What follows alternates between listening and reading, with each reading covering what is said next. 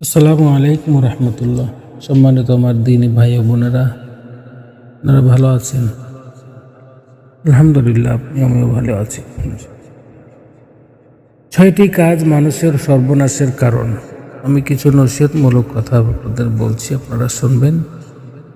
সৎ কাজ না করা, শয়তানের অনুগত হওয়া, মৃত্যুকে নিকটবর্তী না করা, আল্লাহর খুশির দিকে লক্ষ্য না রেখে মানুষকে খুশি করার চেষ্টা করা, প্রবৃত্তির তাড়নায় নবীজির নীতি বর্জন করা ও জ্ঞানী সাধকগণের দোষ ত্রুটিকে বড় করে দেখা।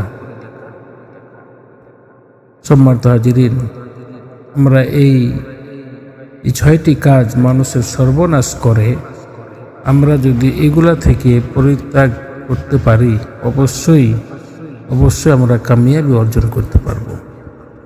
আর একটা বিষয় হলো অসুস্থ হৃদয়ের 4টি লক্ষণ।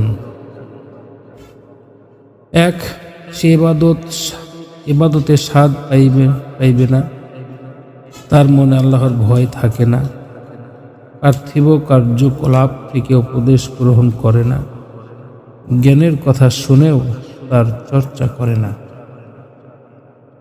তওবা হয় 2 রকমের।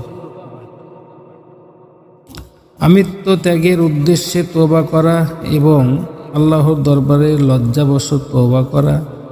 প্রতিটি অঙ্গ প্রত্যঙ্গের জন্য তওবা রয়েছে, যেমন অবৈধ চিন্তা ত্যাগ করা মনের তওবা, অশ্রব্য কথা বলা থেকে বিরত থাকা কানের তওবা, অবৈধ বস্তু গ্রহণ থেকে বিরত থাকা হাতের তওবা, নিষিদ্ধ পথে গমন করা থেকে ফিরে থাকা পায়ের তওবা,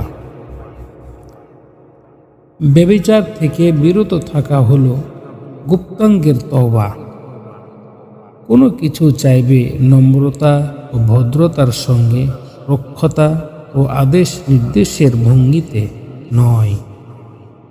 তাই আসুন আমরা সচেষ্ট হই যে সকল বড় বড় মুস্তাহিদগণ উপদেশ দিয়ে গেছেন, আমরা চেষ্টা করি সে উপদেশগুলি গ্রহণ করে নিজের জীবনটাকে সুন্দর করার।